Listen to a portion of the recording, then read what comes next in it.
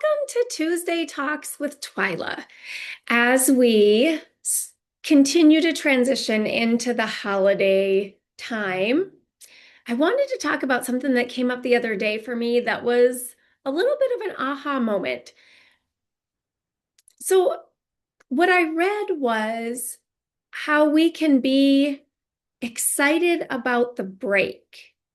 And I've talked a lot about preparing for the holidays and what this time means for us because it tends to be a lot busier. There's a lot more to do. There's just a lot of everything, it seems like. And so as that increases, we're stretched thinner, we're saying yes more, we're just maybe overextended. And then how are we managing all of that? But this concept that I ran across was interesting because it asked about how we are looking forward to the break. So I think sometimes we will anticipate the holiday as a break. And so that's one of the other reasons that we're maybe willing to take on a little more at this time, right? First of all, we get increased time with family that maybe we don't get to see very often. And there's days off. And so it kind of balances that out, right?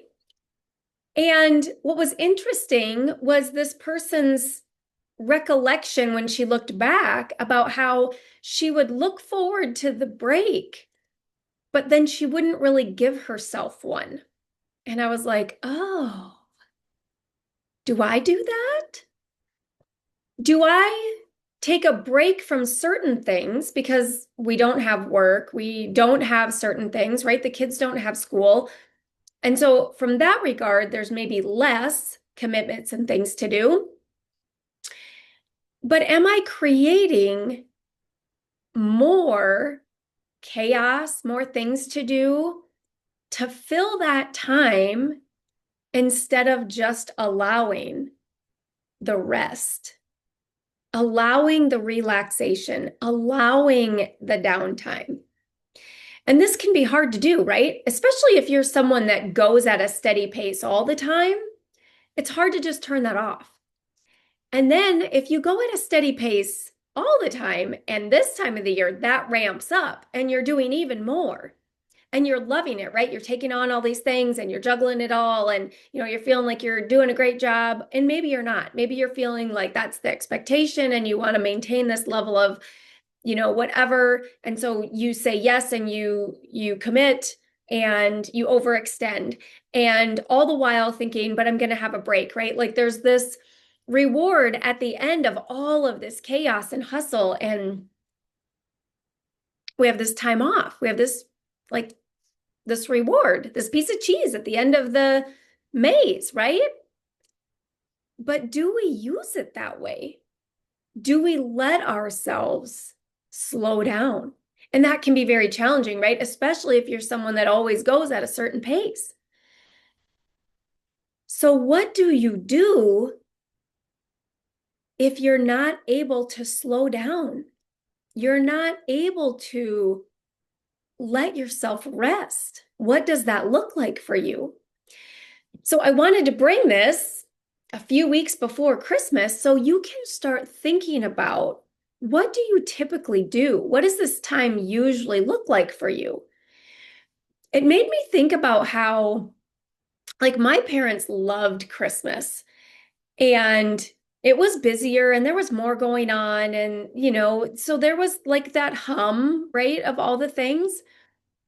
And I remember a lot of times where my dad would just be so crabby or tipped over about something like at Christmas. And I remember, of course, I was young. My parents they were older when they had me. So I was just too young to even, have any idea what really was going on. And looking back, it was like, I wonder what he was struggling with, right? Like he was struggling with something emotionally that was impacting his ability to enjoy the holiday.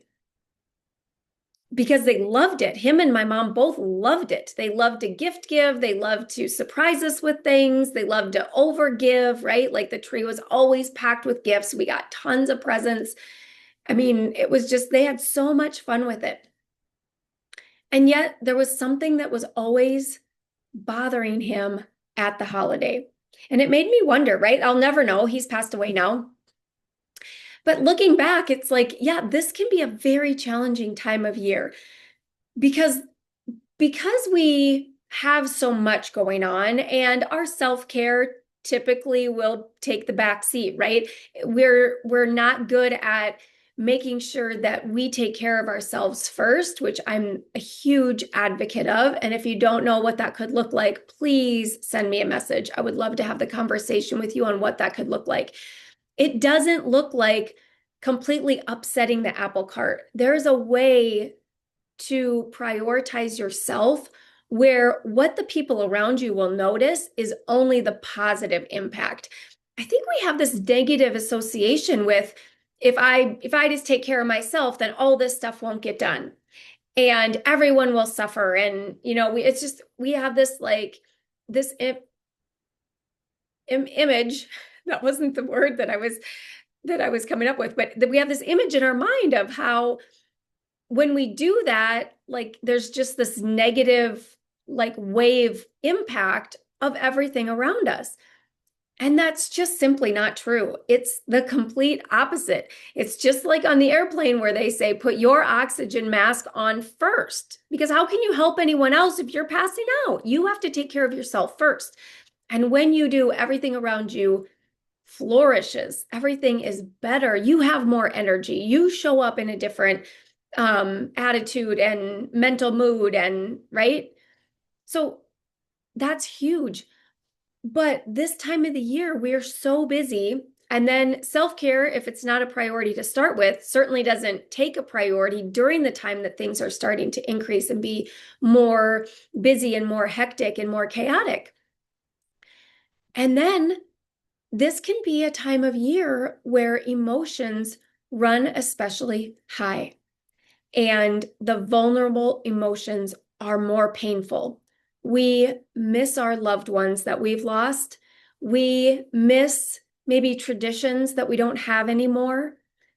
And all of that longing for the nostalgia can really wear on us.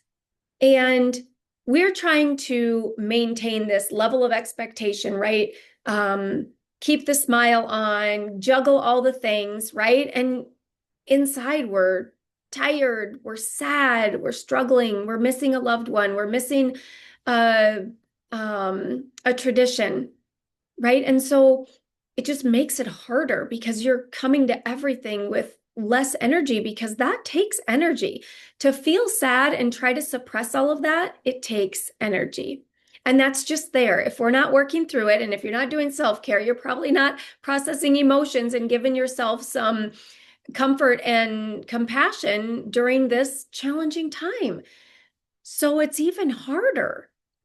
And then I think there's a part of this where we don't want to let ourselves enjoy too much of the holiday for whatever reason, because that person's not with us anymore, because this is a different tradition and that's not how we've always done it. Whatever that is for you, that internal limitation on you fully enjoying the holiday, that it's okay, that even though your loved one is gone, that you still have an amazing holiday, that's what they would want for you. That's what they would want for all of you, is to still enjoy and have an amazing, magical holiday, even though they're not there. That's what they would want. And that's hard, right? That's hard to embrace. That's hard to build into our new routines. And it can be hard many, many years down the road. Time does heal the grieving, but it's forever different. And every year isn't exactly the same. And if anyone experiences grief and it seems like okay, last year I was able to navigate this so much better. And this year it's just off the rails. Or last year was off the rails, and this year I'm holding it together better. Every single year, every single event or milestone is different because we are ever changing. And so that's just part of the dynamic to understand that it's not always going to be the same. It's not always going to be this hard, and it might not always be this easy. And understanding that's just part of our human experience. But know that the holiday break can actually be a break. It can be a time of refueling, recharging, resting, slowing down, enjoying the loved ones around us. And whatever gets done, and whatever doesn't, it's okay.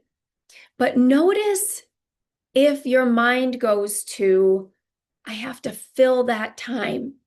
I have to fill that space. I have to keep myself busy, whether it's physically or mentally, right? Maybe you can't be doing things because, you're hosting, and so you're going to have company, and there's probably always like, cooking and preparing and cleaning up, and there's a lot of that stuff that you can busy your time with. But there's also a lot of time that you can just sit, that you can actually rest. But do you let your mind rest? Or do you continue to throw things at it to fuel that need for maintaining that level of chaos? That you just won't let yourself rest. And it might be that, you are, resting more, but as more of a, self-sabotage or, what's another way to say it? Just a way of not being nice to yourself, not letting yourself rest. Might be overeating or over drinking, overindulging in things that are going to create that conflict, that internal conflict for yourself. So notice all of those behaviors. What comes up, and what does your brain want to, where does it want to direct you? And think of past years and think of times where you're like, whoa, that, I had everything organized ahead of time and it was still complete chaos. Or, what, when one thing slows down, what is something else that picks back up? Right? Just really get curious about it all and notice if there's any of those tendencies for you to create chaos, create internal conflict, maybe self-sabotage or self-criticize, or just, I should be able to do it all of the shoulds that we come up with. This should be perfect. I need to make this a certain way. This is how it should be, all of that stuff around it. And how we overextend and we overcommit and we create some of this chaos for ourselves. And see if you can plan and prepare for actual downtime, for a holiday break, for a break from it all, for a rest time, for your body physically and your mind. What would that look like? What could you direct your mind towards that would be comforting in that time of rest and break and slowing down and connecting and enjoying? Maybe you focus on, okay, when I do get all this done and the time in the break time is here and it's time to rest, I can connect with my loved ones. I can be present. I can learn more about what their lives have been like because I haven't seen them for how long. And even if it's immediate family that you do see all the time, how do you want your holiday to be? How do you want to show up for them in the moment, during the time of rest, during a time where you slow down and you're able to just sit back and take it all in? And if you're intentional about that, what would it look like? What would be your number one priority? What would you really love to do instead of all the chaos or all of the things that maybe your brain is giving you ideas to, let's take on this and let's do that and let's, add back to the plate.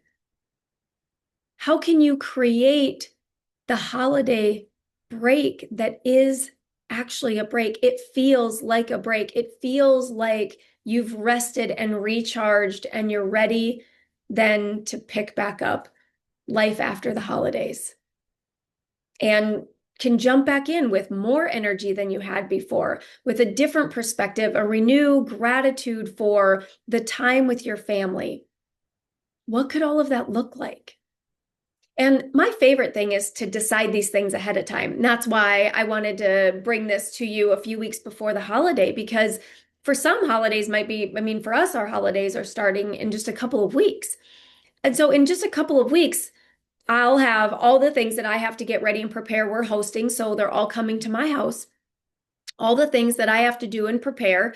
And it's always like all of the extra things, right? They're coming. So all the extra food and all the extra snacks and like all the extra stuff, right? And then always the afterthought is, oh, and I'm going to have people staying here. So I need to clean the house. And the level of clean is a little bit higher when you have people staying at your house, right? It's like, oh, I got to do all that. And so there's all these things. And when I plan ahead, then, okay, this is how I'm going to get it all done. And this is when it all needs to be completed. And then what is it going to look like Friday night when the first people arrive? Am I going to be frantic and chaotic? And am I going to be, running still from here to there? Or am I going to be done with everything? Everything's ready. And I'm ready to just swing the door open and say, come on in and sit down. Right? That's what I want to create. And then they do come in and sit down and we just visit. We just connect. And I don't have to find things to busy my time or my mind. I get to just sit there and enjoy their company. And then again, what how can I create all that and be intentional about all of that? And then Saturday, when more arrive, right? There's going to be more to do physically, but how can I manage that in a way that I'm prepared and everything's ready and we get to enjoy meals, and in between we get to just sit and connect. We get to have a break and relax. And even though I'm hosting, I plan on having lots of downtime. I plan on connecting and resting and enjoying that time with my loved ones without any distractions, without thinking, oh, I should be doing this or oh, I should be doing that. I want my mind to be very well managed so that I'm present with them while they're there. And I'm enjoying the little ones and I'm connecting and visiting as much as I possibly can in between preparing the food. And we try to do easy stuff so that it's not a lot of prep and a lot of cleanup, because I want that time to be maximized. And there will still be plenty of things that have to be done, but I'll be able to be present for the majority of it with the family that's there. And I will let myself just slow down, just be present, just have a break. What is that? What comes up for you when you imagine actually having a break? What are your thoughts around that? What do you make it mean? What emotional response does that create a trigger for you? Does that create, some kind of guilt or shame around having some time to enjoy the holiday, having a break? What comes up? And that's what we want to work on. And then what do you want it to be like? What do you want your holidays to look like? And you get to decide that. And if you decide now, you can start putting your brain on the path of, okay, if this is what I want this to look like, how much do I need to prepare ahead of time? How much of the physical work? And then how much of the mental work? How much do I have to have prepared to know, okay, when my brain wants to revert to this, or when my brain wants me to, like, oh, I can't just sit still. I need to be eating or drinking or doing something. How can I notice that in the moment and redirect? And what am I going to do when my brain offers that up to me? What is my go-to, right? Maybe I just get up and go get a glass of water. Maybe I just get up and go to the bathroom so that I can move my body a little bit. But what do I want that experience to be like? And I decide ahead of time, and then what's my go-to? And in the moment when I have the urge or I have that discomfort, what am I going to do with that? How do I want to handle it? How do I want to ensure that I can have the break that I want to have, that I can slow down, that I can pause, that I can rest and relax and recharge my batteries? What would that look like for you? What could that look like for you? If this brings up a lot of like, I don't know, and I don't know if that's possible, and I've never done this before, hit me up, send me a message. I'd love to visit with you about it and set you up for success for the holidays. It should be a time of connection and relaxation and just enjoying the magic of the holiday. I have I have all boys and the youngest are teenagers up into their mid 20s, and I get all kinds of eye rolls when I talk about the magic of Christmas, right? And I won't let it go because that's how I was raised. There was always magic at Christmas. There just was. And even as I got, even as I was a teenager or, I got into college and then my brother's older than me and then he had his own kids. So there was always little ones. But I mean, it felt like there was always little ones, but yet we maintained that level of magic in the house around the holidays even as I was like, even as I was a teenager and went to college and all of that, like that never left, that never changed. It wasn't like, oh, finally, we don't have to do this anymore. My parents loved it and they maintained that all the way through. And I still do that for my kids, mostly for me, because I think it was so cool that they did that. And so I get lots of eye rolls about the magic of Christmas, but it should be whatever you want it to be. You get to decide and you get to create that. Eye rolls and all. I'll take all of it because it was worth it to me that my parents maintained that. And I want to do that for my kids. And I hope they look back and think that was always important to my mom. And I want to make sure that it's important in their house and with their kids. And it's to me, that's what the holiday is about. It's about the magic of it all. It's about the connection. It's about the time together. It was the only time growing up that my parents did actually slow down. It was the only time they ran their own business. Christmas Eve was the only time they closed early. And it was the only time that there was just nothing else to do but spend time together. And I just loved it. I loved that the store was closed and we were together because they were open all day Christmas Day. We did Christmas Eve and they were open all day Christmas Day. They had a movie store, video rental. So that was a big day for them, Christmas Day. But we closed early on Christmas Eve and that was our time together. And they always made it magical. And I loved that and I want to create that. And I hope that you get to create that for yourself too. So if any of this brings up some uncertainty or just not knowing or discomfort or uncomfortable feelings or maybe a tinge of grief and sadness, just know that I'm here to support you in any way that I possibly can. So just hit me up, send me a message. I would love to talk through it, walk through it with you so that you can create the most amazing and magical holiday for yourself and your family. With that, I will catch you next week. Have an amazing week.